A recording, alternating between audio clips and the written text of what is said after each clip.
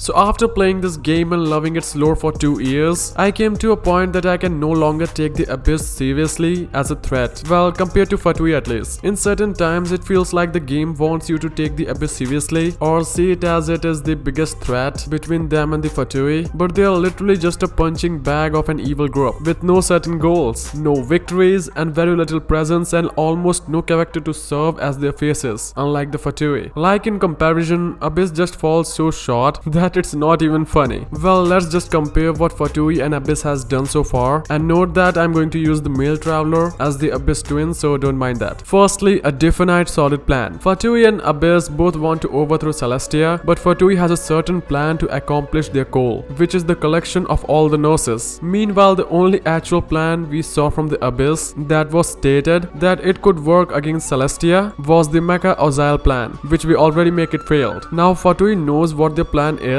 and they are successfully working for it, but we have no such thing for the Abyss. Now my second point is wins. Now Abyss always loses. Fatui also have tons of minor plans and such that we have it failed all the time and can't take the Fatui seriously as well if a Harbinger is not present, but unlike Abyss who always loses and never won, meanwhile Fatui actually wins in their main plan, which is getting the Gnosis. It doesn't matter to them if we stop their minor plans that they didn't even bother to have a single Harbinger present for it. Their main plan is working so perfectly that they already have 5 out of 7 Gnosis. The amount of Gnosis they have is literally more than the double of what is left. Meanwhile, Abyss never got a single win. Now my third point is war force. I do think that Abyss has a better army in terms of foot soldiers if we count Abyss lectures, heralds, knights as enemies. So yeah, they have enough, but Fatui is led by an Archon and still has 9. Signora and Scaramouche is out, but even then, the Harbinger that are left for the top 3 are confirmed to be god level themselves. And in comparison, what does the Abyss have? Their stronger force we have to face was Devalin, which is not even an actual member of them. He was just kinda brainwashed, and brainwashing him was only possible because of his battle against Durin. I don't think Abyss lectures or the knights can stand up to the Harbingers or Aether, and it's pretty much the only one they have in terms of actual incredibly strong war power. And while I think that he is at least Archon level, I don't think even he can win if Sevesta or Piryu fight him together, or if that is not enough, just add Columbina, and I think that has to be enough. At that point, which still leaves 7 Harbingers left to take on the Abyss, which includes Dottore, who is god level, Child and Capitano stronger than Child, and some others. My fourth point is faces. Now faces to make the faction interesting. As I mentioned in the previous point, Abyss only have Aether and pretty much nothing else, perhaps Injo as well, to serve as their face of organization, which just makes them so generic and bland. I already mentioned that I am also not able to take the Fatui seriously if there is no Harbinger present, since it would just be the same old generic enemies, but at least they have them to make things interesting and serious. Meanwhile, Abyss have nothing. Aether is not personally facing us in the first place, so it's just an NPC and normal enemies. Injo is the best we have from the Abyss, and he is only a single person and not even a combatant. My fifth point is involvement. Now literally Fatuis are everywhere. Even in terms of minor plans, they have at least triple more plans they tried to execute at this point, and they had been active in all 4 nations. Yes, their Mondstadt involvement was low, meanwhile Abyss was more active there during the Archon quest, but even in that,